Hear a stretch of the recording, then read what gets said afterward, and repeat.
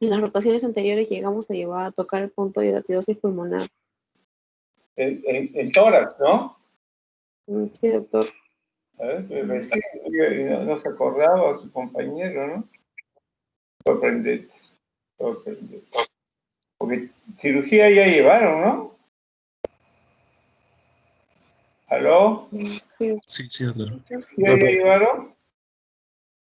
Se Sí. olvida rápido, Serna, ¿no? Ok. Muy bien. ¿Alguien más tiene su tarea lista? Si no lo presentan hoy día, quiere decir pues que si mañana lo tienen que presentar, quiere decir que no lo han hecho. Uy, ¿con qué cara van a presentarlo, ah? Doctor, Dígame. ¿podría presentar lo que me dejó a mí de tarea? Bueno, levante la mano, pues, Casani. Ok, lo voy a recordar. Casani. A ver, otro más arrepentido de último minuto que quiere presentar su tarea. ¿Alguien más? Falta, ¿ah? Benítez, tú tienes varias tareas, ¿no? Bonilla también tiene tareas. Bueno, acá tengo una lista. Benítez, ¿tienes tus tareas? sí, doctor. ¿Pero qué? ¿Por qué lo dices de esa manera? ¿No lo has terminado?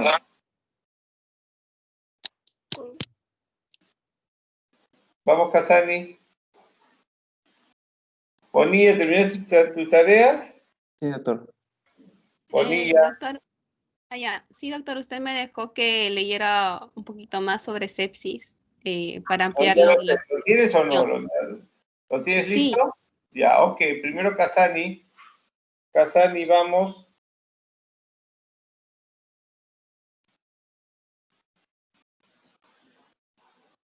Chávez, tenías que leer también Chávez, ¿no?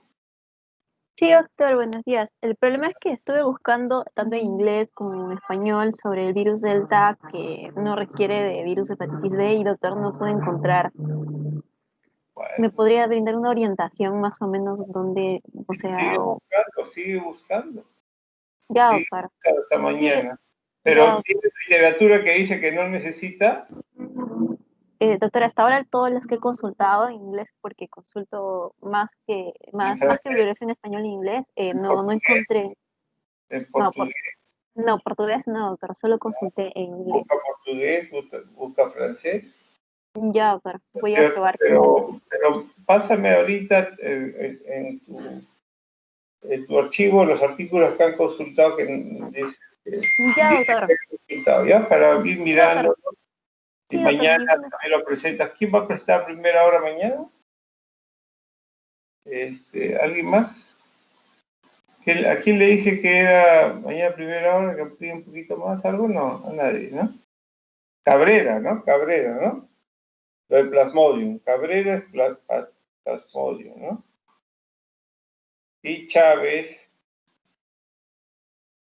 ¿no es cierto? Ya, Casani, estoy esperándote. ¿Se puede ver la pantalla, doctor? Perfecto. A ver, Okay. prevención de las ITS. ¿Ya? Sí, como parte de complementar y como tarea que me dejó fue la parte de la prevención, porque no lo mencioné en la exposición. Uh-huh. Y como parte de una prevención, podemos mencionar varios puntos, ¿no? Como por ejemplo una educación sexual integral, un asesoramiento y una correcta consejería, una promoción de las prácticas sexuales seguras y dentro de ellas, por ejemplo, la importancia de una educación sexual integral, ¿no? Porque si uno tiene la información correcta, uno va a poder saber cómo prevenir, ¿no? Si uno conoce la enfermedad, va a poder identificarla. Y justamente por ello es que encontré este gráfico en el ENDES, que se hizo una encuesta de cuánto conocen, por ejemplo, las mujeres de 15 a 49 años sobre las ITS, ¿no? Y sobre los síntomas de ITS. Este es del 2019. Y para rescatar, por ejemplo, vemos cómo en el área urbana y rural los porcentajes en que se conocen son altos, un poco más alto en la parte urbana con respecto a la rural, porque mencionan que en la rural que conocen las ITS son del 46,8% y en la urbana que conocen las ITS son de 81%, ¿no? Vemos todavía cómo hay una deficiencia en esta parte de la correcta distribución de la información en la parte rural. Y otro punto importante a destacar en esta imagen es que si nos damos cuenta en la parte que nos menciona según los niveles de educación, en las personas o las mujeres que no tienen una educación, que no recibieron educación, conocen menos sobre las enfermedades, ¿no? Sobre las enfermedades de transmisión sexual. Es por ello el punto importante de una correcta educación sexual integral, ¿no? Como punto de prevención. Y aquí, bueno, otra tabla también que nos ayuda a ver ello, como por ejemplo el uso del condón, ¿no? Mencionan en los últimos 12 meses. Que lo usó el condón con el esposo o el compañero, un 8,2% de mujeres de 15 a 19 años, ¿no? Con un compañero con quien no vive, una cantidad mayor, y con un compañero cualquiera, el 30,2%. La importancia más que todo de esta imagen es como ver que las personas que no recibieron educación, las mujeres que no recibieron educación, no usan el preservativo, no usan o piden a su compañero que use el preservativo, a diferencia de los demás niveles en los que sí, y mucho mayor en la educación superior, ¿no? Pero fíjate, no, retrocede. Sí. Fíjate, ahí hay más cosas. Primero, fíjate la edad, ¿no es cierto? También. La edad de 15 a 19 ya tienen Relaciones sexuales.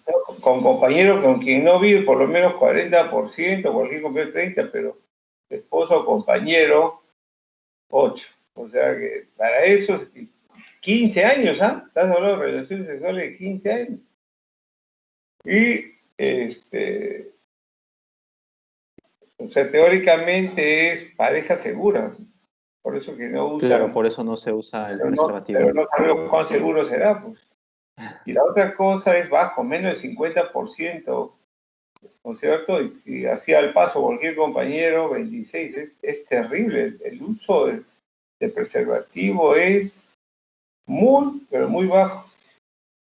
Obviamente en la rural es más baja, pero en la urbana más baja. Y mira, no solamente sin educación, sino primaria, mire secundaria y superior. O sea, ninguna supera el 50%. Ninguna supera por lo menos el 50%. Claro que a medida de que tienes menos educación, menos información, y obviamente no se usa. Terrible, ¿no? Es terrible. Porque, vamos a ver. Ahora, otra parte importante de una correcta prevención es identificar quizás factores de riesgo de los pacientes, conductas de riesgo, y hacerles un correcto asesoramiento y una correcta consejería, ¿no? Como por ejemplo, el uso irregular, el uso inconsistente del preservativo, que es el condón, ¿no? Hay que recordar que el preservativo es la principal medida de prevención de la mayoría de las enfermedades de transmisión, de las infecciones de transmisión sexual, y que además estos preservativos se distribuyen de forma gratuita en los establecimientos.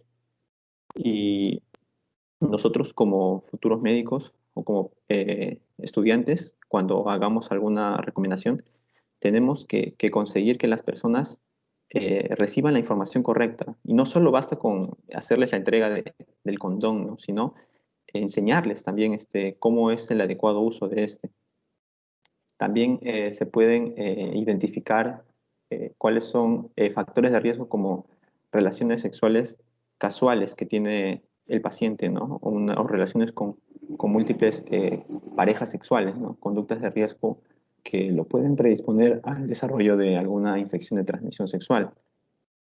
También relaciones sexuales bajo efectos de alcohol o drogas que de la misma forma lo predisponen. Entonces, identificar estos factores de riesgo es importante porque nos permite asesorarlo de forma correcta y darle una correcta consejería para que cambie estos factores de riesgo y no tenga en el futuro alguna infección de transmisión sexual. otra parte importante de cuando hablamos de prevención es hacer la correcta promoción de las prácticas sexuales seguras, ¿no? Como lo mencioné en la diapositiva anterior, no solo es decirles, bueno, usa el condón o le da entregas, ¿no? Sino cuál es el uso correcto del condón, cómo es que se debe primero revisar la fecha de caducidad, abrirlo correctamente porque se puede lastimar el material y hacer la correcta forma de colocarlo, ¿no? Y no solamente el condón masculino, sino también el condón femenino, ¿no? Y parte de ello también es importante cómo páginas como el Ministerio de Salud hacen estas campañas, ¿no? Para enseñar a la población, ¿no? También sobre el uso del condón femenino o las mismas sociedades científicas de medicina que hacen también muchas campañas con respecto a la prevención y promoción de las conductas sexuales seguras, ¿no? Esto es muy importante porque así llega a la población y la población se entera, ¿no? Y otra parte que es más que todo para lo que trata sobre el virus del papiloma humano, como medida de prevención, en este caso es hablar del tema de la vacuna, ¿no? Que ayuda para que se evite el contagio, ¿no? Para que la persona, para que la mujer evite contagiarse. Doctor, eso era más que todo la parte que me tocó. En lo que yo pensé que ibas a desarrollar prevención primaria, secundaria, terciaria, ¿no? ¿Qué cosa es prevención primaria? A prevención primaria es cuando se evita que la persona se infecte. O sea, evitamos que se vea expuesto a la enfermedad. ¿Enfermedad? Bueno, a la infección que pueda tener, porque prevención secundaria ya es cuando...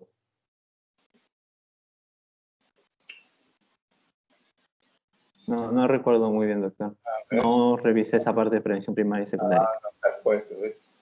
Por eso, cuando ustedes van a hacer un tema, tienen que buscar diferentes aristas. No es que ya me pido esto, voy a hacer. No. Correcto. La prevención primaria significa disminuir el riesgo de adquirir una infección. ¿No es cierto? Adquirir una infección. Que la desarrolle sería una infección sintomática, ¿no? Que adquiera una infección. Entonces, ¿cómo que dijimos nosotros en esto? ¿Alguien puede decirme cuáles son los componentes de infección primaria? Y para darle puntos, levante la mano.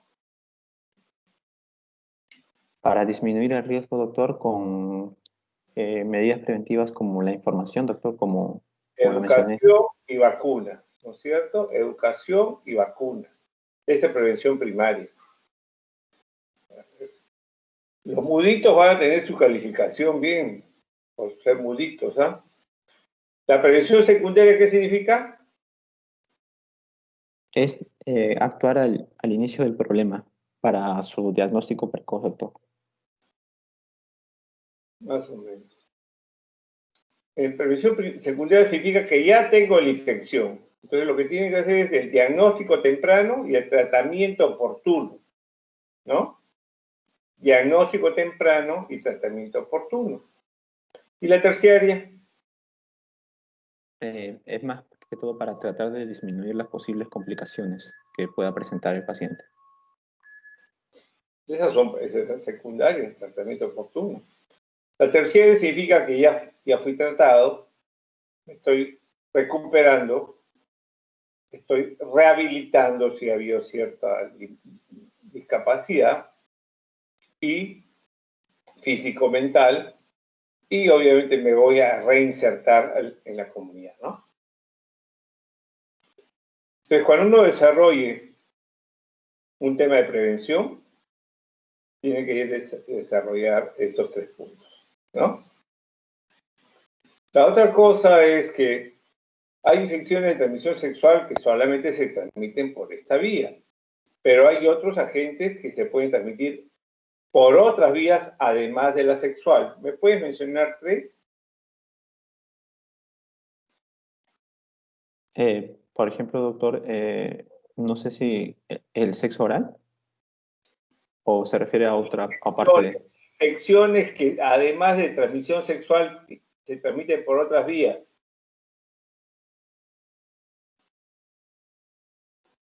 Bueno, por vía endovenosa, doctor, con contacto de sangre, con Dame contacto de... ejemplos de entidades. De por infecciones. ejemplo, el VIH. El VIH, ¿cómo se transmite el VIH? Podemos adquirir el VIH si es que tenemos contacto con sangre de un paciente que está infectado. ¿Qué más? La transmisión vertical madre-hijo Durante el embarazo, parte de la durante el lactancia embarazo. y la sexual. Esas son las tres conocidas y aceptadas. ¿Qué más? Te faltan dos. Por drogas intravenosas. No, Se porque puede- entidades, entidades, entidades. entidades. ¿Tiene problema de comprensión? ¿Sabe que eso se llama analfabetismo funcional? Ese es el término. ¿Tiene problema de eso? No me entiendo, yo no me estoy expresando adecuadamente. Entonces, faltan dos entidades, díganme. No, ¿Aló? no recuerdo. No recuerdo. ¿Alguien se acuerda? Por ejemplo, Cabanillas, ¿me puede decir dos entidades de transmisión sexual que puedan transmitirse de otra manera?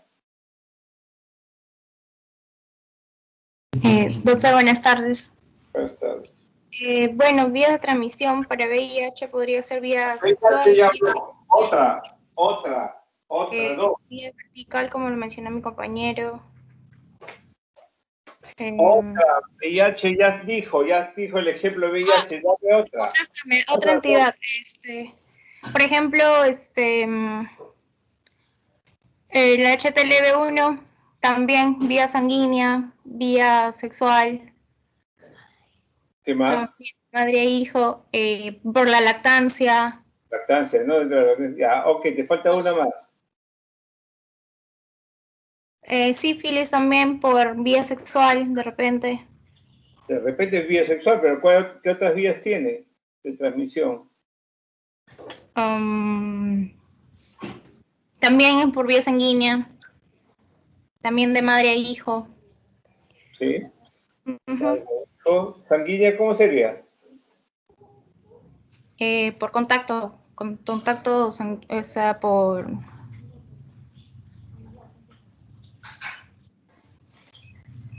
Bueno, más que todo por vía sexual, doctor. No, ¿cuánto tú has dicho sanguínea? ¿Cómo sería eso? Creo que me confundí. Te confundiste, ¿no? Ok, Chávez, ¿qué cosa te nos puedes decir? ¿Qué nos puedes decir, Chávez? Bueno, doctor, creo que ya mencionaron la de forma horizontal por contacto con fluidos corporales. Ya. ¿Cuál? Las enfermedades de transmisión sexual, por ejemplo, No, pues, la sífilis. dame ejemplos. Compañera ha quedado con la duda de sífilis. ¿Cuál sería la forma de transmisión de la sífilis? Horizontal, ¿Cómo es eso? por contacto con fluidos corporales. Sí, Por ejemplo, líquido, semen, fluido vaginal. Esa es transmisión sexual. No, tú me estás diciendo horizontal. Horizontal es otra cosa. Horizontal. Estarán echados o parados, depende, pues. Si es una transmisión sexual, si están parados teniendo relaciones, será vertical. ¿No es cierto? Según lo que estás pensando. Y horizontal porque están echados, ¿no? Vertical se refiere a madre-niño, ¿no es cierto? Entonces dime sífilis, ¿sabes o no sabes? No perdamos el tiempo. Y es una vergüenza que ustedes no sepan, ¿eh? Realmente es una vergüenza. O sea, yo no sé. A ver, Cabrera, el delegado, vamos a ver.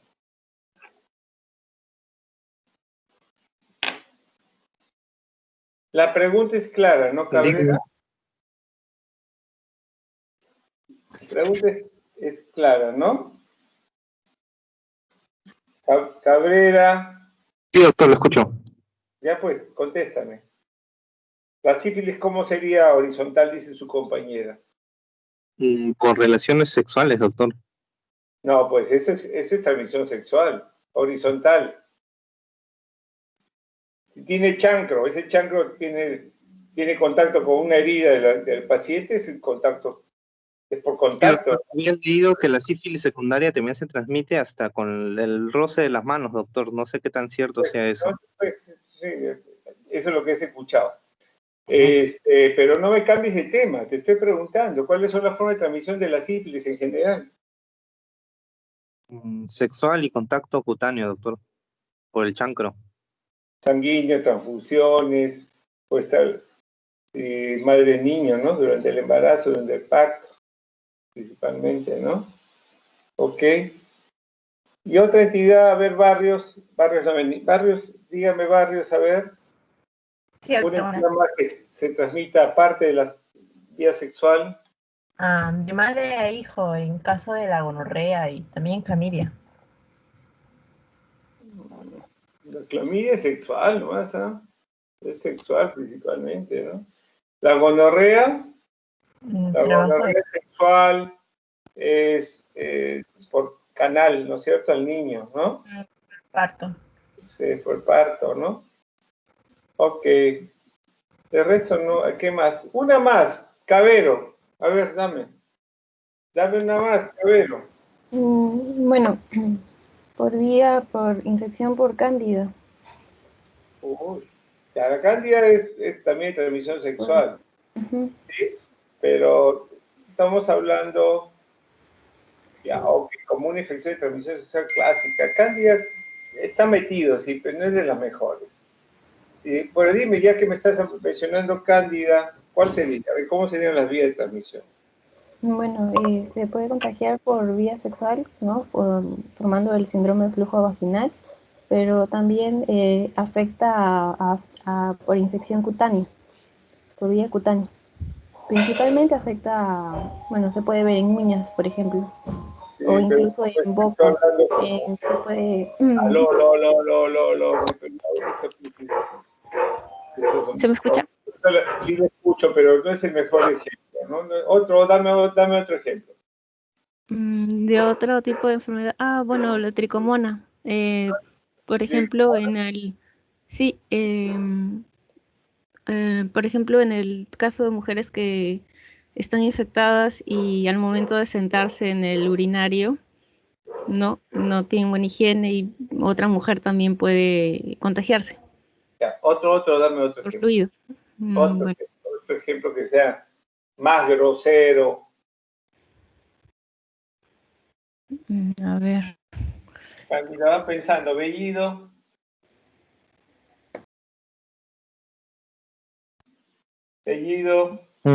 Doctor. A ver. No sé. No me viene a la mente. Nada, ¿no es cierto? Gracias. Cañeñaupa. No. Pues no sé qué, que en práctica vale un montón, ¿no? Cañeñaupa.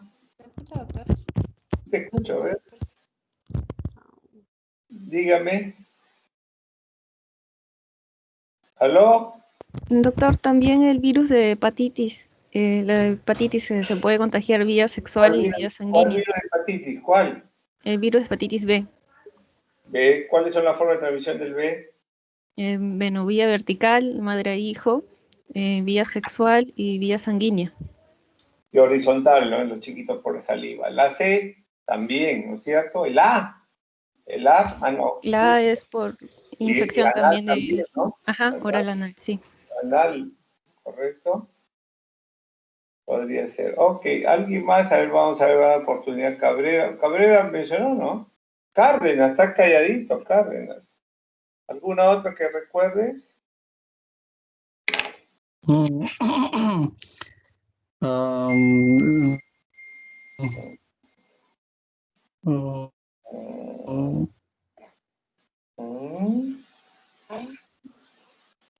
Doctor, el herpes. ¿Ya? Herpes. Herpes. Podría ser, claro. ¿Cuál herpes? El herpes tipo 1. El tipo 2, dependiendo de las costumbres sexuales que tenga. Pero, ok. ¿Qué dice Cárdenas? Doctor, ¿en relación al herpes o u otra entidad? No, el otro. Ah, ya. NACA, ¿no? Benítez. Benítez.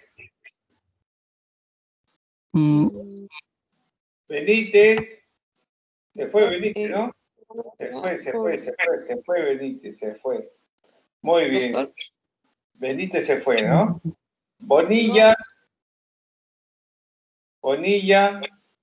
Sí, doctor. ¿Tú qué opinas? Bueno, le había comentado sobre el herpes. Perdón, Benítez, apague su micrófono. Ya. Sí, Bonilla. Y mantenga también su micrófono apagado cuando no le toque. Dígame. Claro, justo me estaba preguntando, por eso aprendí. Le había contestado sobre el herpes, el virus herpes. ¿A usted fue? Sí, ¿Qué doctor. más? Otro.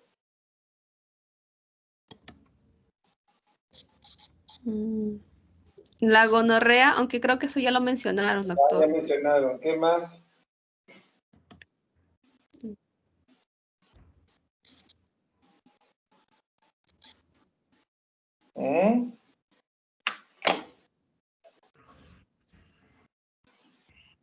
¿Qué más hay?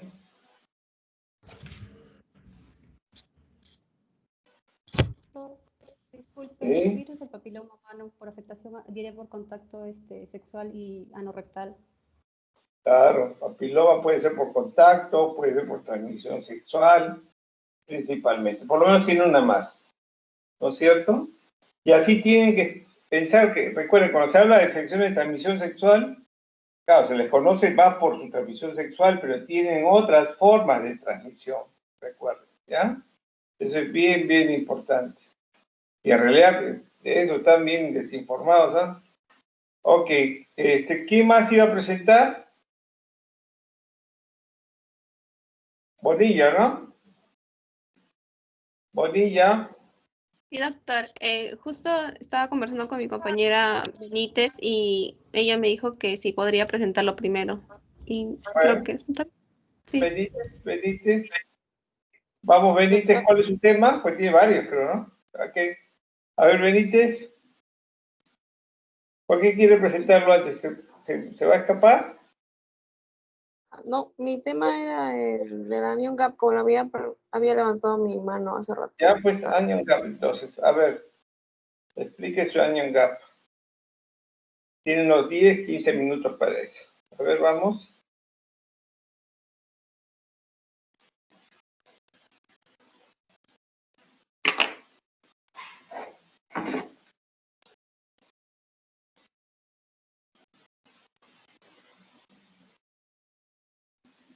Vamos.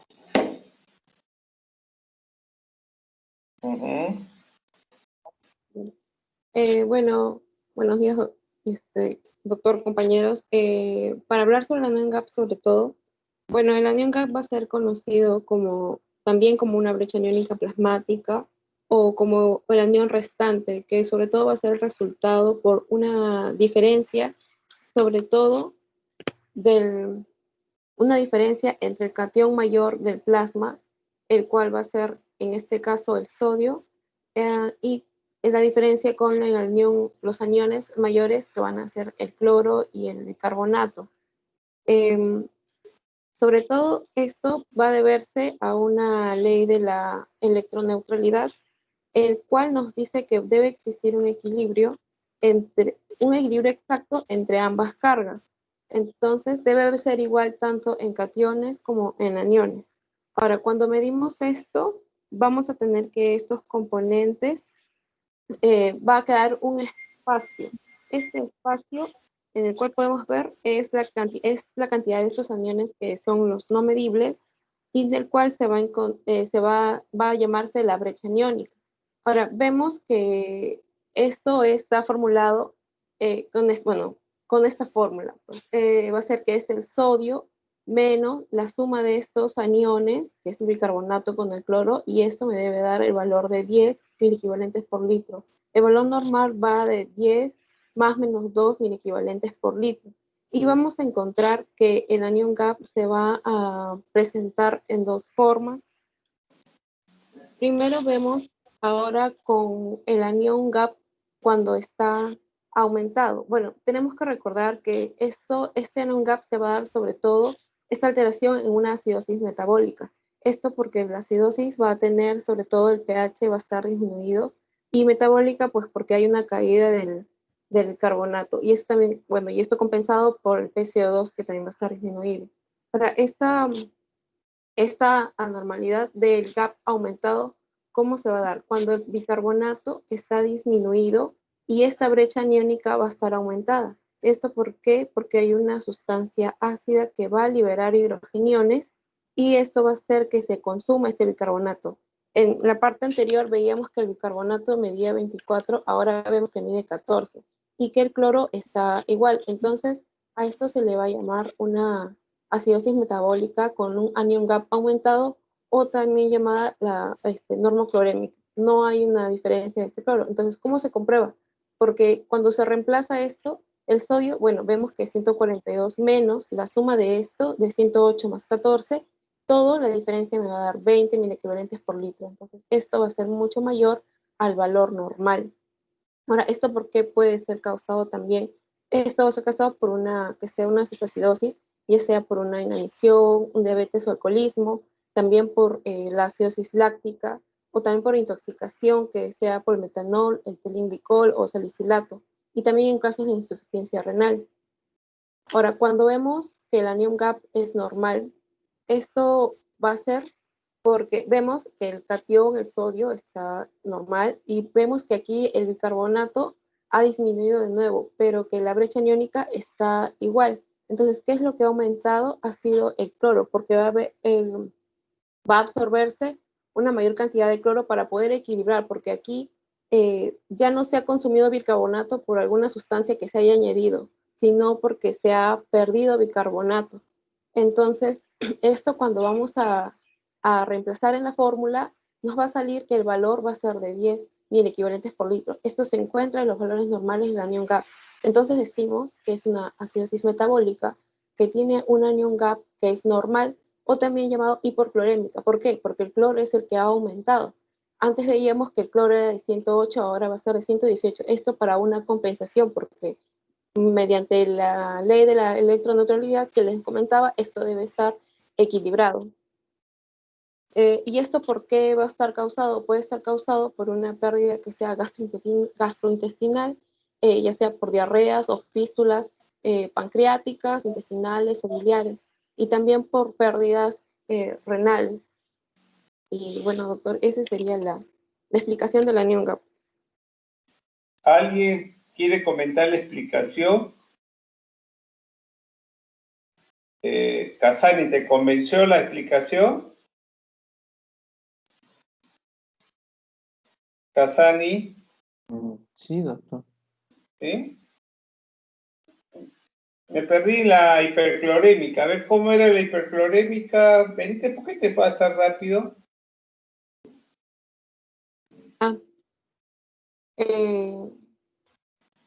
Como doctor, la hiperclorémica, el cloro va a ser el que va a, para llegar a este equilibrio, el cloro, como se ha perdido bicarbonato, el cloro es el que se va a reabsorber de nuevo, se va a reabsorber, el cuerpo reabsorbe más cloro, los riñones reabsorben más cloro y esto va a hacer que aumente el nivel del cloro. Y es por eso que va a ser hiperclorémico, va a haber un aumento de la cantidad de cloro de lo que antes era 108. Lo que no entiendo es, cuando vomitas, ¿pierdes cloro o cómo es? No, pierdes cuando uno tiene estas pérdidas, va a ser la pérdida de bicarbonato. O sea, ya no va a haber ninguna sustancia ácida que se va a añadir, sino va a haber una pérdida de bicarbonato.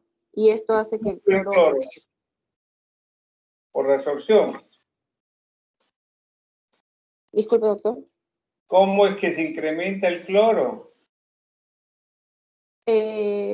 El riñón va a empezar a absorber mayor cantidad de cloro y esto va a incrementar pues, más cantidad de cloro para poder equilibrar. Dime, ¿de qué nos sirve este anion gap? ¿Por qué nos preocupamos? ¿Cuál es la función? Esto sobre todo, doctor, pues siempre se va a analizar, sobre todo en la historia clínica,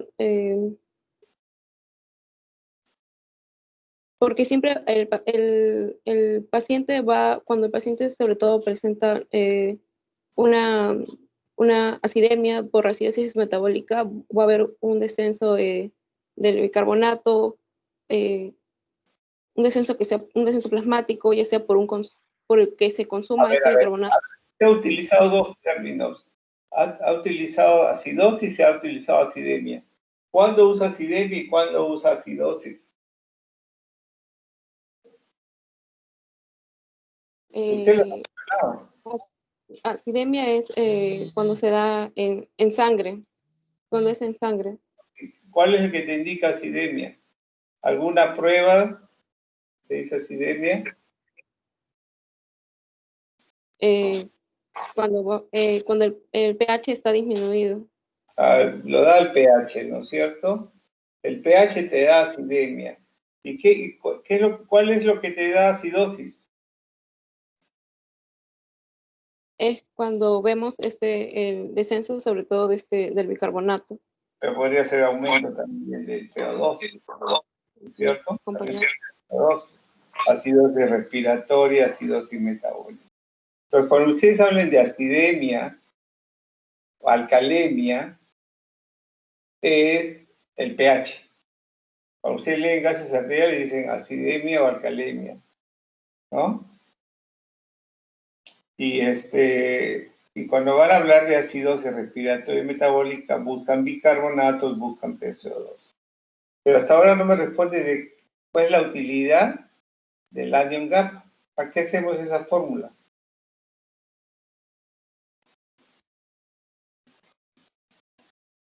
Doctor, pues sería determinar ciertos trastornos que sean primarios o secundarios.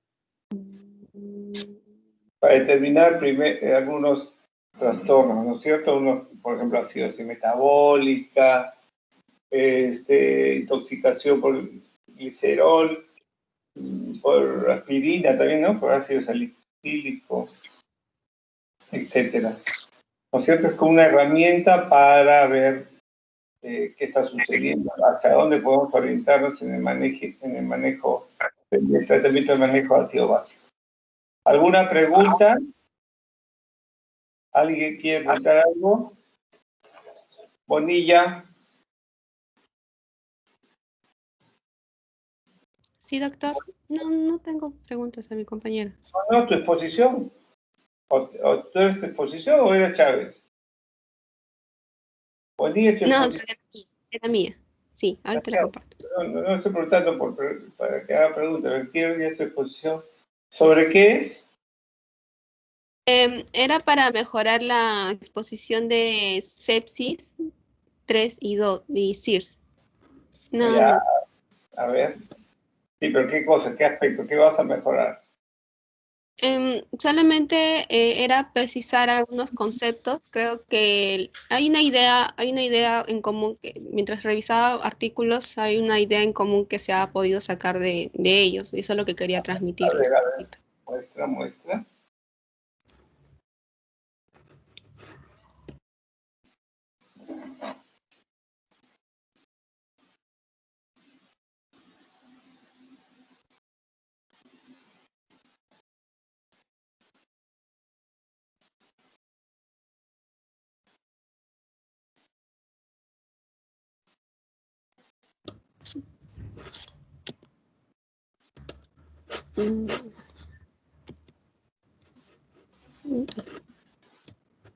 Ya, ¿se puede ver mi pantalla, doctor? Sí, claro. Ya, bueno, doctor, sobre la exposición en sí, había revisado que, bueno, había encontrado unos cuantos artículos que hablaban sobre este versus supuesto que había entre el sepsis 3 y el criterio SIRS. E incluso encontré este artículo de la Acta Médica Peruana, que si ellos precisaban de que era tiempo de abandonar los criterios del SIRS, tal como el artículo que usted me mandó a leer, decía, ¿no?, que aparentemente los criterios de sepsis 3 eran mucho mejores que los criterios de CIRS. En otro artículo encontré que había unos autores que referían que existían tres problemas principales asociados con la definición actual del CIRS, y era que la definición se consideraba demasiado sensible, y los pacientes que estaban en cuidados intensivos, casi todos cumplían con estos criterios de CIRS, que la definición no diferencia los beneficios normales de respuesta del huésped a partir de una respuesta patológica que puede producir disfunción orgánica. Y la otra, que existe dificultad para determinar el papel de la infección en esta respuesta inflamatoria, y el reconocimiento de que una respuesta inflamatoria similar puede resultar de agresiones no infecciosas. Entonces, ese era uno de los problemas. Sin embargo, bueno, en este artículo lo que mencionaban era que, ahí está. Bueno, usé como referencia el artículo que no lo he puesto aquí, hasta más adelante, y este de acá. Bueno, la pregunta en común era si era necesaria una nueva definición de sepsis, debido a que lo que refería en este artículo del Colegio Médico era que ambos tenían deficiencias, y que lo mejor sería hacer un nuevo criterio que involucrara la fusión tanto de sepsis 2 como de sepsis 3. Esto es debido a que el CIRS, como usted lo mencionó en la clase, es un criterio que tiene mejor sensibilidad. Sin embargo, tiene una baja especificidad, tiene mejor sensibilidad para determinar que algo está pasando en el organismo. En cuanto a los criterios de sepsis 3, que involucra el QSOFA y el SOFA, estos tienen, si bien no tienen esa sensibilidad del CIRS, pero sí tienen mucha validez predictiva a lo que refiere a la mortalidad. El QSOFA fuera de cuidados intensivos y el SOFA dentro de lo que es cuidados intensivos. Habían encontrado que los criterios del CIRS pueden predecir una infección confirmada microbiológicamente con una sensibilidad de 70.6, pero tenía una baja especificidad de 37.5.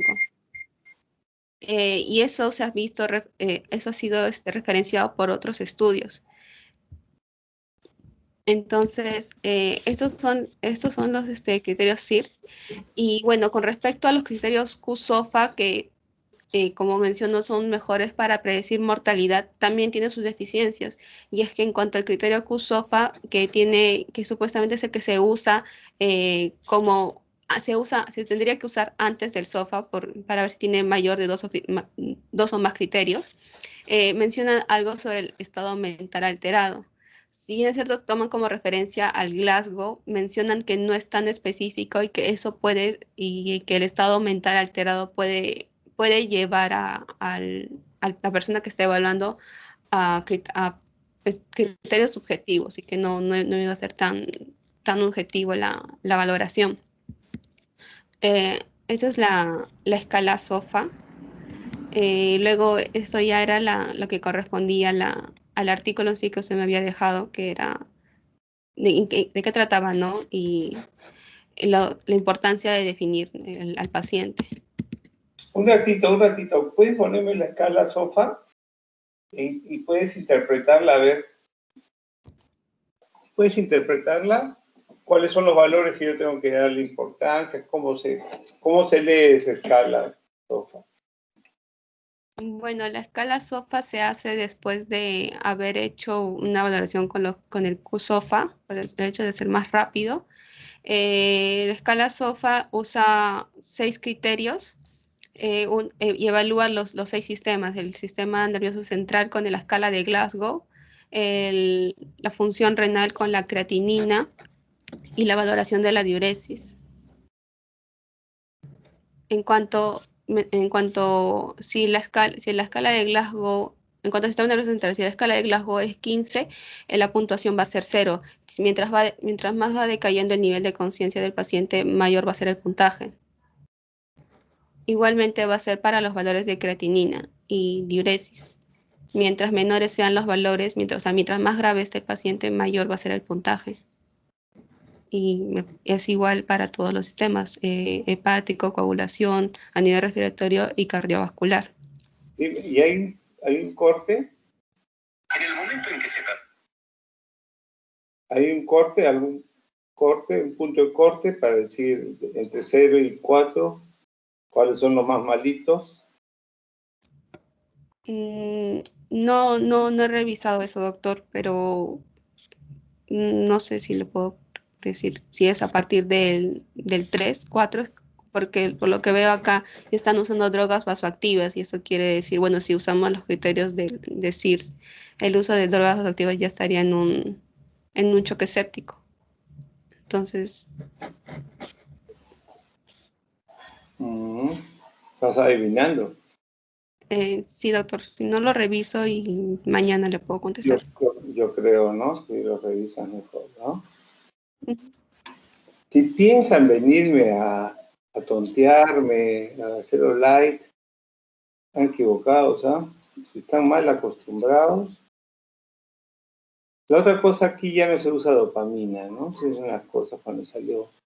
Ya no se usa dopamina. ¿Por qué no se usa dopamina? Por el riesgo a arritmias, que puede conducir a arritmias. Ok. ¿Alguna pregunta? Bueno, doctor, había revisado un artículo que era el de acá, que mencionan también lo mismo, ¿no? Si debían abandonar los criterios CIRS. Y lo que mencionan es que mencionan algo un poco para mí que era interesante, el hecho de que los pacientes que estaban incluidos en el grupo que cumplían criterios tanto para CIRS como para QSOFA tenían mayor, se podía predecir con mayor exactitud que tenían una causa infecciosa, a diferencia de aquellos que solamente cumplían con criterios CIRS y no con criterios QSOFA. O sea, la sensibilidad era, si cumplían con criterios CIRS y QSOFA, era mayor que tuvieran infección. Y en último lugar estaban los pacientes que solamente cumplían con criterios QSOFA, que no tenían tanta sensibilidad para ellos. Entonces, lo único que decían en ese artículo era que QSOFA solamente como que debía limitarse al hecho de que se debe usar para predecir mortalidad en los pacientes. Incluso habían mencionado una nueva escala, una escala que es el NEWS, que se usa para detección de sepsis en el departamento de urgencias, pero que no se podía usar simplemente y que se tenía que usar en función a la fisiopatología, al foco séptico que estaban evaluando. Bueno, así lo entendí. Y este era la escala NEWS, que también mencionan bastante. Incluso mencionan, bueno, en un artículo que también, en vez de usar sepsis 3 y CIRS, lo que usaban era esta escala para COVID, pero no ahondé mucho en ese artículo.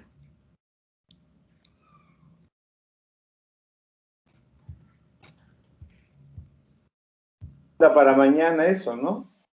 Sí. Ya, perfecto. Lo que debe quedar claro es, obviamente, que el CIRS nos dice algo está pasando. Y el SOFA nos dice, Aracho, esto está serio, ¿cierto? Se puede morir, podría morirse, podría complicarse más y necesita una mejor atención, ¿no? ¿De acuerdo? En UCI casi no se usa SOFA, ¿no? SOFA, ¿no? Y como ya han dicho, CIRS, un paciente con cáncer da CIRS y no está infectado, necesariamente un paciente con una enfermedad autoinmune te puede dar CIRS y no está infectado. Entonces, hay mucho problema, ¿no? Pero en un paciente sano que de pronto tiene CIRS positivo, algo está pasando. Y en un paciente que algo está pasando, tiene un QSOFA positivo y era sano, peor, ¿no? O sea, quizás nos ayuda más en personas que no tienen comorbilidades o tienen historia previa de alguna complicación. Pero bueno, Bonilla va a seguir investigando y mañana va a ser más concreta, ¿ya? Bonilla. Sí, doctor. Es sobre el SOFA y el NEWS, Al final ¿verdad? tienes que llegar a una conclusión, ¿no? Revisando NEWS, revisando SOFA, QSOFA. Bueno, corte. yo había sacado una conclusión que el criterio de sepsis 3 era, bueno, Bueno, era lo que usted nos había enseñado, ¿no? Eso más que todo es la conclusión, que sepsis 3 es bueno para determinar riesgo de mortalidad, predicción de disfunción orgánica también, había leído. Y el de sepsis 2 es bueno, tiene una buena sensibilidad para determinar si el paciente se encuentra en una posible sepsis, pero que lo que recomiendan es la fusión, la unión, el uso de ambos criterios para determinar si la causa es infecciosa, como mencioné, que se había concluido en un artículo, y también como menciona el colegio médico también, que sería bueno si se pudieran funcionar ambos criterios porque ambos tienen falencias y sería bueno no estar escogiendo cuál de los dos es mejor, sino usar ambos. Esa sería mi conclusión por Ya, ahora. pero igual, ahora vas a revisar tu el news. A ver qué te parece el news versus sepsis 3. Y comentaste algo que estaba del COVID, a ver por qué no funciona en COVID, ¿no es cierto? Ahonda en el artículo, no así suavecito, por encima, superficial, eso es terrible. Ok, ¿alguien más que tiene tarea? ¿Chávez? ¿Ya lo presentaste? Bueno, no, doctor, le comenté eso del virus de la hepatitis D. Lo voy a buscar de nuevo. Ya. ¿Pero tienes alguna que no encontraste nada, algún comentario? Doctor, ¿No? sí, doctor, he buscado, como le mencioné, inglés, pero no lo encontré. ¿Alguien más tiene tarea a mejorar su nota de presentación que está bien baja? Concepto. Nadie tiene tarea. Ok, entonces, haremos un casito clínico. ¿Qué te parece, delegado?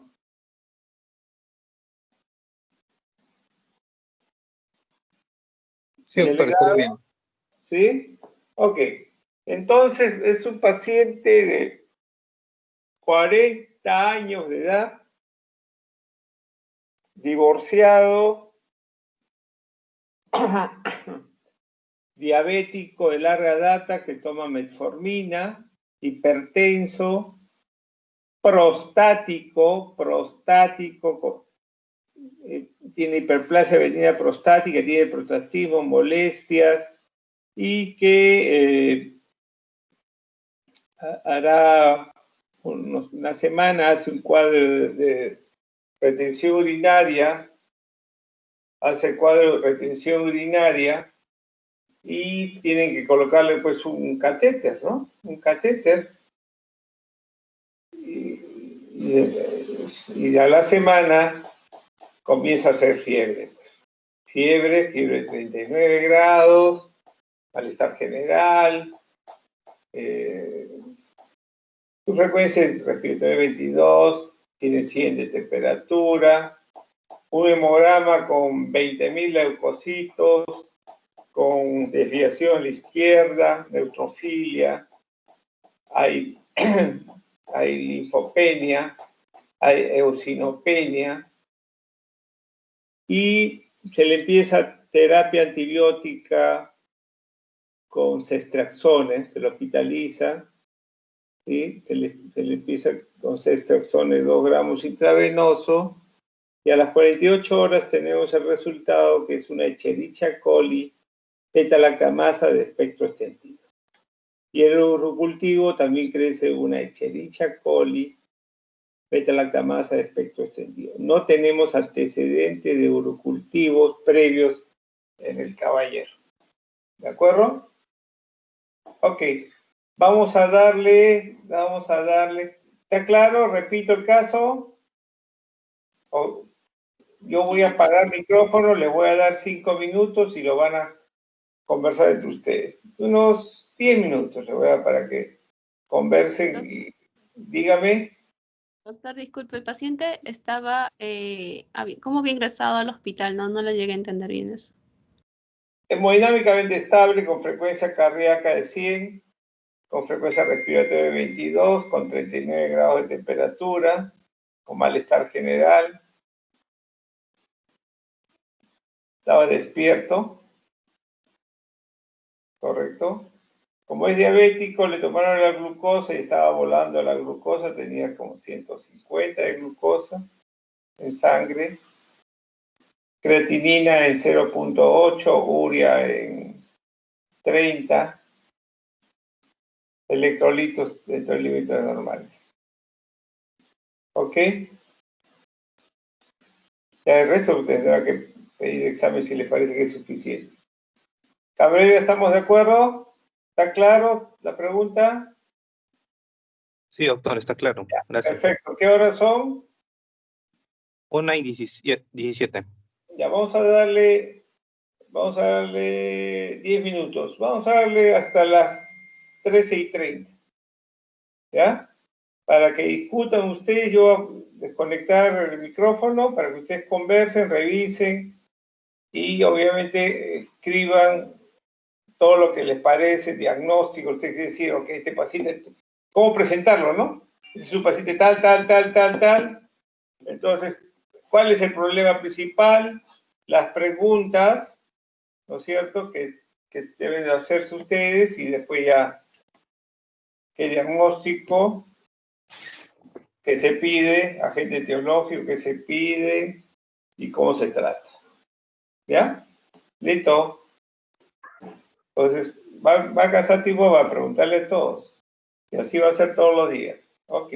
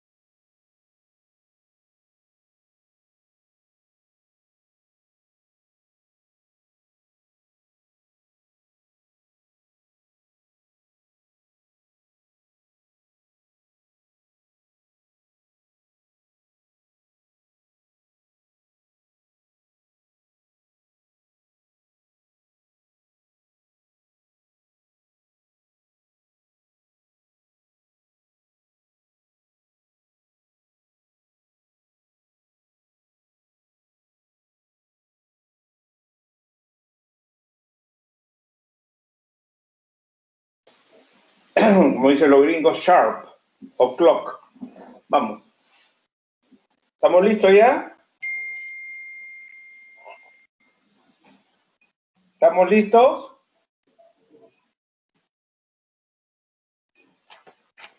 Sí, ¿Aló? doctor, buenas tardes. Estamos listos, ¿no? A ver, Chávez, arranquemos. Bueno, doctor. Doctor, dijo que hiciéramos la descripción del caso al inicio, ¿no? Preséntame el caso. Ok. Se trata de un paciente adulto no recuerdo la edad, pero con 40 años de edad. 40 años de edad, con antecedentes de diabetes mellitus, hipertensión arterial, hiperplasia benigna. No es antecedentes, porque antecedentes sí pudo haberlo tenido, y la diabetes es una enfermedad crónica, o sea, con historia de... Ok, con historia de hiperplasia benigna de próstata, ingresa a establecimiento. ¿Historia de qué? ¿Qué historia tiene? Tiene diabetes mellitus, hipertensión arterial, Ya. hiperplasia benigna de próstata, Ya. e ingresa al establecimiento de salud por presentar retención urinaria. No ingresa. Tuvo un episodio de retención urinaria por lo cual le colocaron catéter urinario hace una semana, esa es la historia. ¿No es cierto? Y después de una semana con el catéter urinario, presenta fiebre y todo lo que sea. Pues, ¿cuál es el problema? ¿Cuál es el problema? Tiene que estar atenta. ¿Cuál es el problema? ¿Cuál sería el problema principal de ese paciente? El paciente tiene con todos los datos que le hemos dado, con todos los datos, usted podría utilizar alguna de las herramientas que les hemos enseñado. A ver. Bueno, el paciente tiene síndrome febril asociado a catéter, probablemente. Síndrome febril asociado a catéter. Ok, ¿qué otra cosa? Algo más profundo, algo más... A ver. Bueno, con todos los datos que ha mencionado, doctor, el paciente tiene un cuadro de sepsis. Primero, lo que le he enseñado, ¿no? Le he dicho, el problema... Chávez, no Chávez, ¿ah? No Chávez, ¿ah? Cabanillas.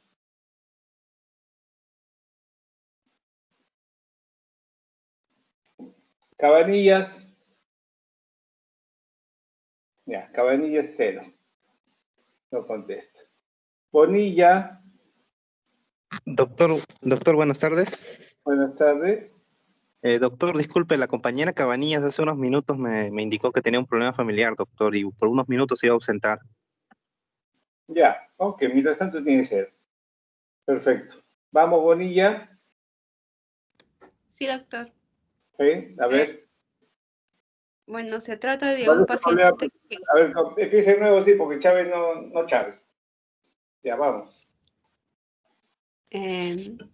Bueno, como usted comentó, es un paciente adulto, varón, 40 años, con historia de hipertensión arterial, diabetes mellitus en tratamiento, un cuadro prostático que presenta hiperplasia benigna, ha presentado hiperplasia benigna de próstata, presentó un cuadro de retención urinaria por lo que se le ingresó un catéter y a la semana ingresó al hospital por presentar un cuadro de fiebre de 39 grados.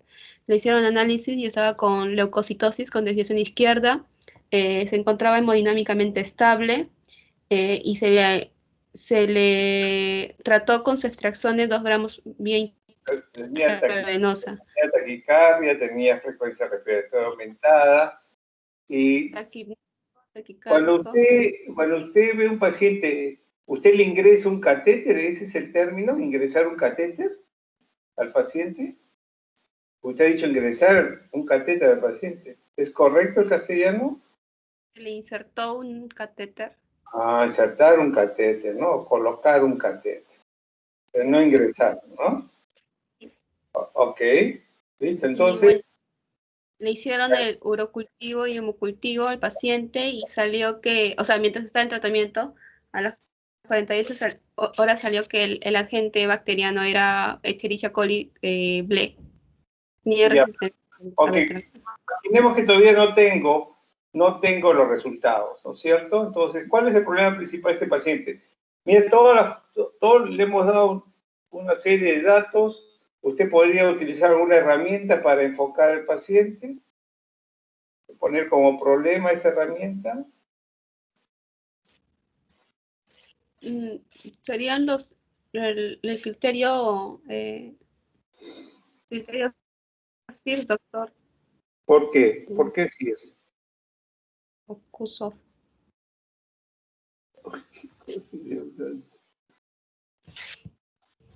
¿Cómo se enfoca el paciente?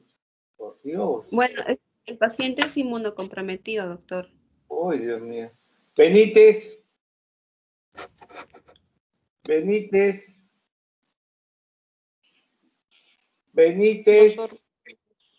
A ver, ¿cuál es el problema principal del paciente? ¿Puedes utilizar alguna herramienta?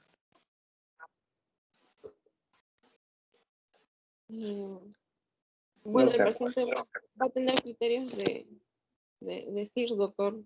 Va a tener más de 2 puntos de criterio por la temperatura, que es de 39, que tiene leucocitos mayor de 20.000, la frecuencia cardíaca que tenía en 100, y bueno, el valor sería mayor de 90, la frecuencia respiratoria tiene 22 y Entonces, ya es mayor. Una forma de enfocar es síndrome de respuesta inflamatoria sistémica, ¿no? Luego de poner como problema el CIRS. ¿Y luego qué viene? Ya tienes el problema. Asumiendo que todavía no tengo el diagnóstico, ¿eh? A ver, ¿cuál es el problema? Si ya tengo los criterios del CIRS, sería si tuviera, si es un paciente que fuera inmunocompetente o inmunocomprometido. Mi primera pregunta, ¿en quién está ocurriendo el CIRS? ¿No? ¿En un paciente inmunocompetente o inmunocomprometido? ¿Algo más en este momento que tendrías que ajustar?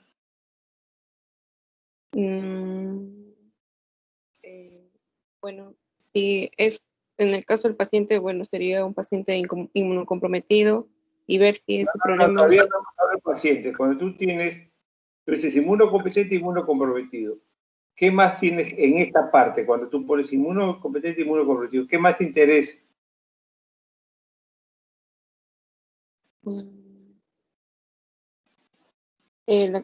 La actividad de su sistema, si es infeccioso o no infeccioso, doctor. No.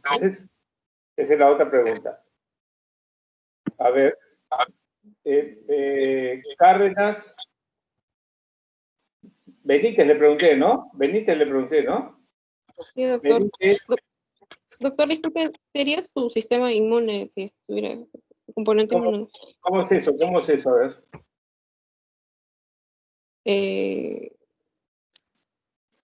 De acuerdo a su sistema inmune, ¿cuál es el que está afectado? Si es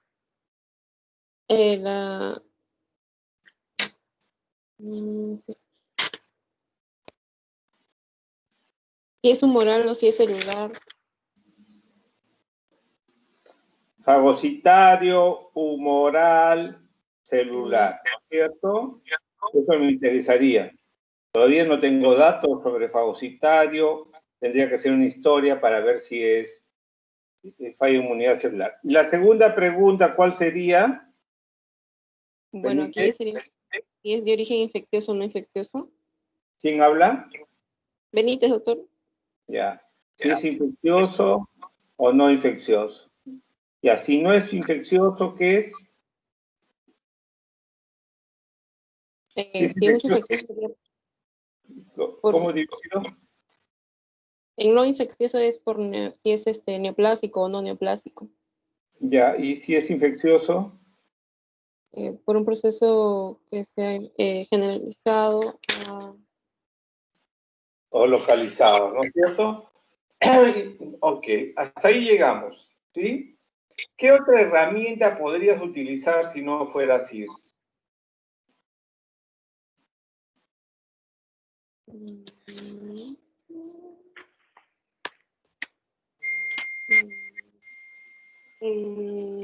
Lo que hablamos, doctor, del QuickSofa.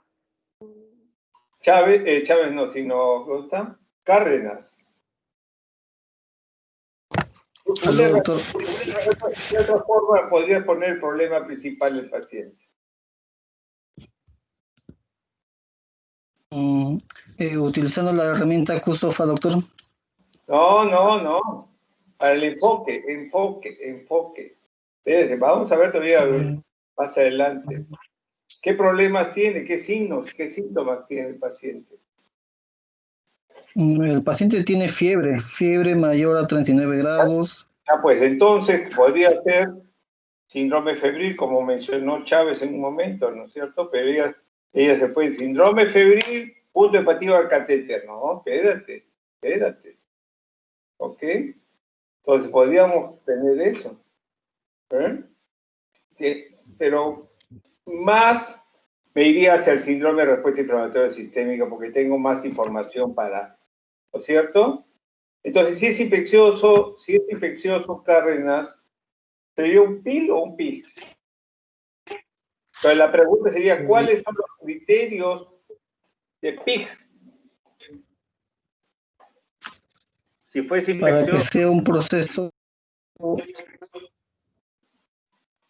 Para que sea un proceso infeccioso generalizado o localizado. Para que sea un proceso infeccioso generalizado, tendré que cumplir los criterios CIRS para hablar de sepsis. Pérez. ¿Cuáles son los criterios para PIG?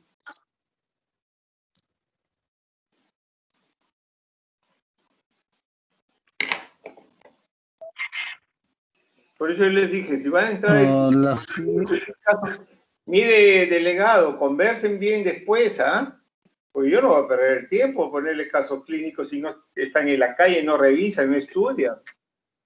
A ver, Cabrera, resuelva el punto ya. Pasó tu oportunidad, Cabrera. Sí, doctor. Para pensar de un proceso generalizado, tendría que ver que no haya un foco aparente de que tenga una fiebre mayor a 5 o 7 días, que haya una clínica generalizada y una alteración del sistema retículo endotelial. Sistema retículo endotelial. ¿Cuál sería esa alteración que usted menciona? Creo que esos componentes principalmente están en el hígado y vaso y se encargan mayormente de la... Hígado, vaso y qué más, o sea, no está seguro. Por ahí algo que se acuerda. ¿Qué más? Hígado, vaso, hepatomegalia, esplenomegalia, ¿qué más? ¿Qué órganos conoce que son res? Linfadomegalia también, doctor. ¿Qué más? Hiperplasia de la médula ósea, cualquiera de ellos, ¿no es cierto? Uno más. Entonces, ¿podría ser eso? Sí. Pero ustedes pueden decir algo más práctico. Ok, si esto es... ¿Cuáles son las causas de sepsis? Causas de sepsis. Una de las causas de PIG es sepsis, ¿no es cierto? Entonces, CIRS, ¿cómo definen CIRS? ¿Cómo definen sepsis? Como sepsis 1, sepsis 2, Cabrera. Un CIRS asociado a un foco infeccioso que está demostrado en laboratorio o es altamente sospechoso, doctor. No, porque no, hay sepsis sin foco. Hay sepsis sin foco. Entonces tú me dices CIRS más un foco, ¿no? Si no tiene... Sería un CIRS con un agente confirmado en laboratorio o un agente altamente sospechoso, doctor. Síndrome de respuesta inflamatoria sistémica producto de un agente infeccioso documentado altamente sospechoso. ¿No es cierto? Un microorganismo, ¿no es cierto? Síndrome de respuesta inflamatoria sistémica producto de un agente, de un microorganismo documentado o altamente sospechado. No digo bacteria, ni digo virus, ni digo hongo, ni digo parásito, porque el CIRS puede ser de causa infecciosa por cualquiera de ellas o puede ser causa no infecciosa. Pero el sepsis sí. Sepsis puede ser sepsis bacteriana, viral, micótica o parasitaria, ¿no es cierto? Eso es sepsis.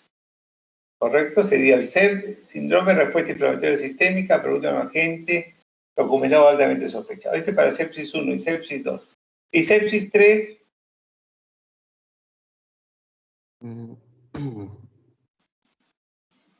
En los criterios del QSOFA, doctor, No, Christopher, no. Es que no han revisado. No han revisado, no estudian. Doctor, ¿Quién doctor, quiere? disculpe. Yo, A ver, bueno, a ver. Pero no les toca, pues les toca Serna.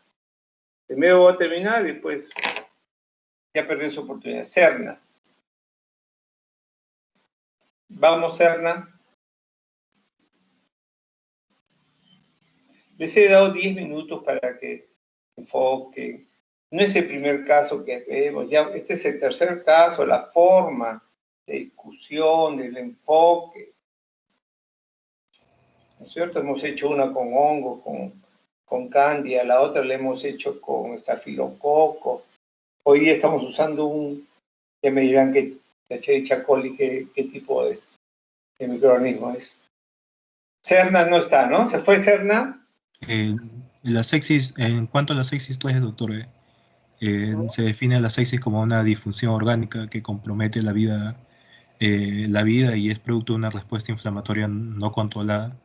Y esto es secundario a una infección documentada o altamente sospechada. Ya. ¿Y tú ves que hay disfunción? ¿Cómo catalogas disfunción? Si te basas en sepsis 2, ¿cómo dices disfunción? Que eso vendría a ser sepsis severa, ¿no? Claro, tendría que evaluar en este caso, por ejemplo, si es que fuera el caso de riñón, lo valoré de creatinina, ¿no? Para ver si es que está funcionando o no está funcionando. ¿Qué fenómeno ocurre para decir que hay disfunción? ¿Cuál es el fenómeno que ocurre que es el que va a originar esta disfunción? O sea, hay una inflamación, esa inflamación ¿qué cosa provoca? Sepsis severa. Puede observarse una hipotensión, una hipoperfusión. Claro, una hipotensión arterial o una hipoperfusión tisular que se recupera con fluidoterapia, ¿no? Ese es sepsis severa. ¿Correcto? Y hemos dicho que está hemodinámicamente estable, no está chocado, ¿no es cierto? Y para chocado, ¿qué criterio nos buscaríamos para chocado? ¿Qué criterios buscaríamos ser Casani?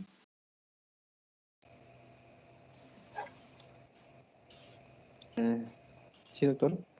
¿Sí? Yo ya pregunté. Sí, para un paciente chocado, Sí, claro. veríamos el choque El séptico. choque séptico, ¿cuáles serían los criterios de acuerdo a sepsis 3? ¿Cuáles son los criterios para sepsis 2 y para sepsis 3 en choque séptico? Ok, para sepsis 3, el choque séptico va a ser aquel que deriva de la sepsis donde va a haber alteraciones metabólicas, las cuales no van a permitir mantener una presión arterial media mayor o igual a 65 milímetros de mercurio. No va a permitir. Sí, y un lactato mayor a 2. Y para el concepto de choque séptico para sepsis 1 o 2 es que se trata de una sepsis severa, pero que no responde a fluidos y necesita usarse drogas vasopresoras. ¿Qué drogas vasopresoras? Noradrenalina y vasopresina. Ya, podría ser, ¿no? ¿Y cuáles son? Siempre se tiene que actuar dentro de la primera hora. ¿Cuáles son las medidas que tienes que aplicar en la primera hora? Son 4, doctor. A ver, ¿cuáles son? Medir el lactato, que esto lo que me va a indicar es una hipoperfusión tisular. El segundo es pedir 2 test de hemocultivos, que serían 4, 1 para anaerobios, 3 para aerobios. La tercera medida es antibióticos intravenosos. La cuarta medida son los fluidos, que se tiene que dar 30 mililitros por kilogramo en bolo. Y si es que no hay respuesta a los fluidos, se usan los vasopresores. Todo esto dentro de la primera hora. Ya. ¿Y eso lo tenías claro antes de ingresar a infecciosas? No, la verdad no. ¿Y qué piensas de todas esas medidas? Y ahora ya sabes las medidas que debes aplicar frente a un paciente. Sí, doctor. ¿No es cierto? Ok. El problema es primero hacer diagnóstico, pues es sepsis. Yo quería hacerle una pregunta, doctor. A ver, dígame. Este paciente aparentemente solo está en SIRS y no en criterio de sepsis, ¿verdad? Porque para el QSOFA, de los 3 criterios que se saben del QSOFA, el paciente tiene una frecuencia respiratoria de 22, lo cual sí cumpliría con un criterio, pero no tiene alteración del estado del sensorio, ni tiene, no nos da el valor tampoco de la presión. Bueno, está hemodinámicamente estable, ¿no? Entonces, solo estaría en SIRS. Hemos dicho, cuando no puedes, el QSOFA no funciona, ¿a dónde te va? Claro, al SOFA Al SOFA mayor. completo, ¿no es cierto? Ahí lo vamos a mirar.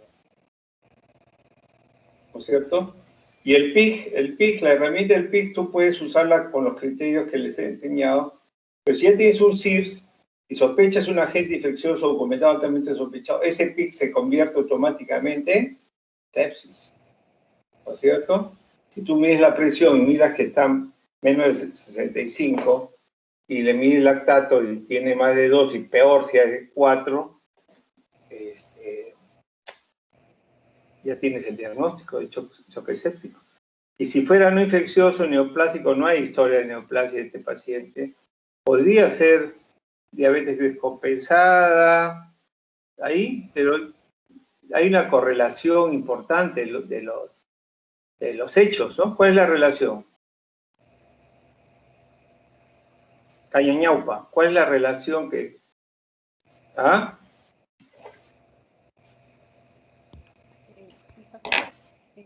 ¿Aló? ¿Cuál es la secuencia en el tiempo que te orienta hacia... Tú dices, ok, ya tiene sepsis, no está chocado, ¿cierto? ¿Qué más? Y lo que te hace pensar más que sea infeccioso, más que no infeccioso. Más que sea infeccioso, que cumple los criterios del CIRS, me orientaría que es de foco infeccioso. No entiendo lo que estás diciendo. ¿Me escucha, doctor? Sí, le escucho y lo que he escuchado no tiene sentido. A ver, entonces le estoy preguntando, ya sabemos que es una sepsis, tenemos una sepsis sospechada, altamente sospechada, ¿no es cierto? Cuando tú tienes una sepsis, ¿qué buscas? ¿Qué más buscas? Primero tú buscas el nivel de infección, ¿no es cierto? En un paciente buscas el nivel de infección, ya tienes sepsis. ¿Qué más buscas? Hacerle un urocultivo, doctor. Oye, el urocultivo ya lo tiene. ¿Por qué si tú vas a pedir urocultivos, ¿por qué? ¿Qué has pensado qué cosa? Para confirmar si tiene una ITU. Si tiene foco urinario, doctor, disculpe. Sí, detección de foco urinario. Barrios.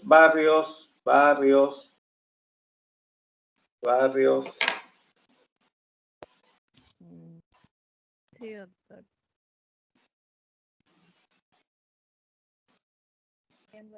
Doctor, sinceramente. ¿Ah? Barrios. Sí, doctor, ¿me escucha? Sí, te escucho perfectamente, vamos. No, sinceramente no le entiendo la pregunta a la que se refiere. Sé A que ver, pues cuando está hemos ya hecho el enfoque clínico de un paciente, uso empírico de antibióticos, primero dijimos si es inmunocompetente, inmunocomprometido, y luego hicimos si es infeccioso o no. Si es infeccioso es sepsis. Entonces ya establecí el nivel de infección, ¿no es cierto? Luego establecer el nivel de infección, ¿qué más busco con respecto al nivel de infección seleccionado? ¿Qué busco? Si es sepsis, ¿qué busco? ¿Qué más busco en relación a sepsis? ¿No entiende? Porque no sabe. Cabero, vamos. Doctor, sería encontrar el foco infeccioso. Encontrar el foco, ¿no es cierto? Si es una sepsis con foco o sin foco, no levante la mano por el resto porque hay un orden. Ya perdieron su oportunidad, pero lo pueden saber para la próxima.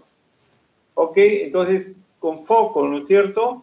¿Y qué foco? Por eso yo le decía, la historia del paciente nos orienta a qué. ¿Qué foco es? Bueno, en este caso sería un foco en el tracto urinario, pero también... Un foco tracto urinario, ¿no es cierto? Podría ser. ¿Sí? Pero volviendo, ¿es un paciente inmunocompetente o inmunocomprometido? Es un paciente cabero. Es un paciente inmunocomprometido. ¿Por qué? Debido a la enfermedad de fondo que presenta diabetes, disculpe. Y vemos que ahí se ve comprometida la inmunidad innata y afecta principalmente a nivel fagocitario. La diabetes afecta, si estás en hiperglicemia o coma diabético, como molar, afectará a tus neutrófilos, ¿no? Pero si estás relativamente compensado, poco. Pero como enfermedad crónica te puede afectar los glóbulos, la inmunidad humoral y celular también. ¿No es cierto? Puede afectarte cualquiera de las tres líneas, pero no es un neutropénico funcional, ¿no es cierto? Pero es un inmunocomprometido, sí, de hecho. Hay que mirar, tal vez su glicemia no ha estado muy bien todos estos tiempos, por más que nos diga que toma, no se controlaba la glucosa, así que no tenemos ese dato. Ok, entonces foco urinario. Entonces ya tienes el foco urinario, ¿no es cierto? Y le tomaron hemocultivo y salió positivo, ¿sí?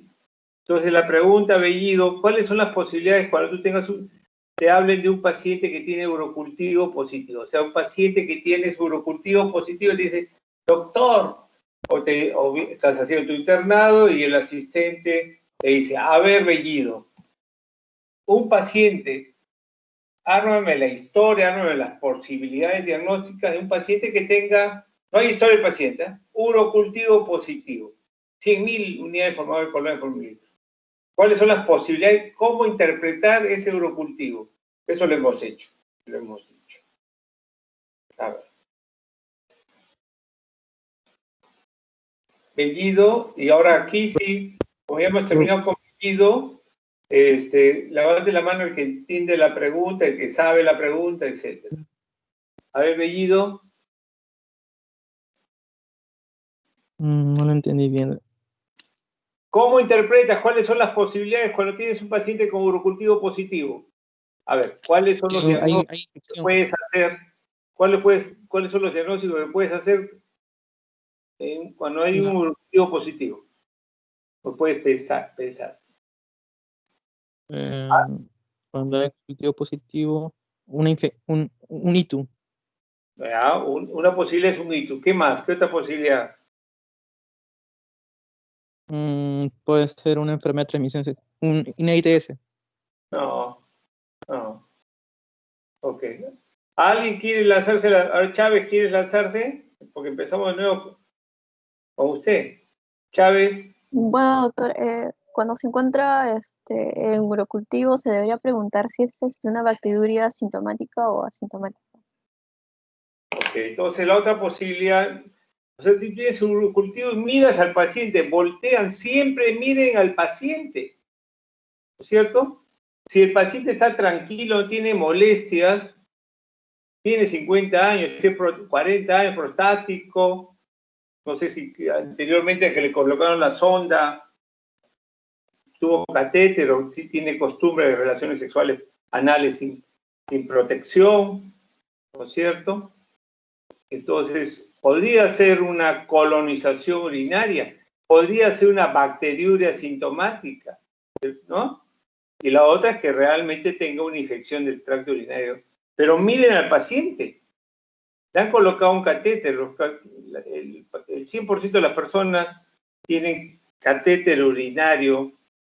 100% de las personas que tienen catéter urinario colonizan la vía urinaria. O sea, podría ser esto. Pero en el contexto de un paciente, pues, pareciera una infección, ¿no es cierto? ¿Me están siguiendo? Eso no quiere decir que busque otros focos, ¿sí? Que busque otros focos. ¿Estamos? Ese es uno. Y le pesaron ceftriaxona. ¿Qué opina de ceftriaxona? Vamos a dejarlo acá, vamos a dejarlo para que ustedes busquen mañana. Revisen este caso, lo vamos a repetir, vamos a ahondar más, vamos digamos, a revisarlo nuevamente y finalmente culminarlo, ¿no? También mañana vamos a hacer las revisiones que hemos encargado hoy día y finalmente haremos otro nuevo caso. Bonilla, ¿algún comentario? Tenemos un minuto, el doctor Roblejo nos perdonará. Rapidito, Bonilla, su comentario, ¿qué le pareció el caso? ¿Cuál es su autocrítica? Fuerte, fuerte, hable. El caso estuvo interesante, doctor. Una autocrítica hacia mí es que tengo que estudiar este tema porque ya pasaron bastantes casos clínicos y que no esté contestando, pues no me gusta. Entonces tengo que... No la ve, ¿no? No la ve, ¿no? No es que no la vea, doctor, creo que me falta estudiar para poderla... Bueno, no ahora la tal vez no la veo. Bueno, no la ve. O sea, yo como mañana, profesor te lo digo. Sí, no la ve. Sí, voy a... Usted dice mismo sí. que no está estudiando. Ok, yo creo que tiene que hacer esa autocrítica y esa reflexión. ¿Ok? ¿Qué más? ¿Algún otro comentario? Cabanillas, ¿qué ha sentido? Gracias. ¿Qué ha sentido Cabanillas? ¿Vergüenza? Cabanillas, ¿qué ha sentido? No puede ni hablar de la emoción. Chávez. Bueno, doctor, sí, algunos temas sí los he repasado. Mi problema fue que no entendí, o sea, todavía muy bien esa parte de los problemas del paciente, porque en el caso anterior nos mencionó que era la fiebre, bueno, en el caso anterior, y ahora de frente era el CIRS, o sea... No, de frente no, ¿cuáles herramientas podría ser? ¿Cuáles herramientas?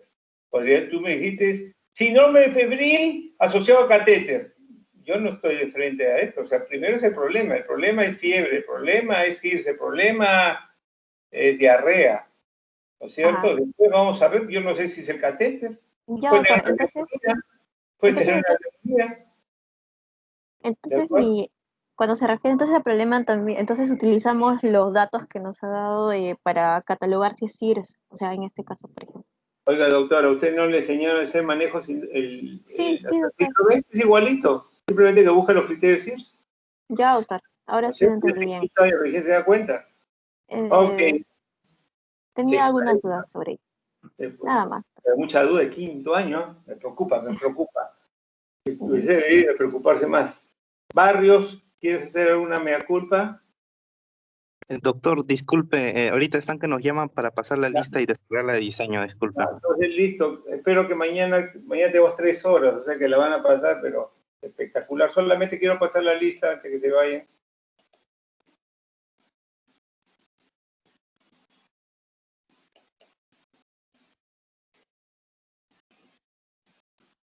Ustedes tienen que reconocer, hacer su autocrítica. Son muy duros, parece. ¿Ah? Ok, listo. Vayan nomás. Vayan. Gracias, doctor. Gracias, doctor. Mientras no tengan autocrítica, la van a pasar mal. Ay, preocupante eso. Gracias, doctor. Hasta luego. Hasta luego, que le vaya bien.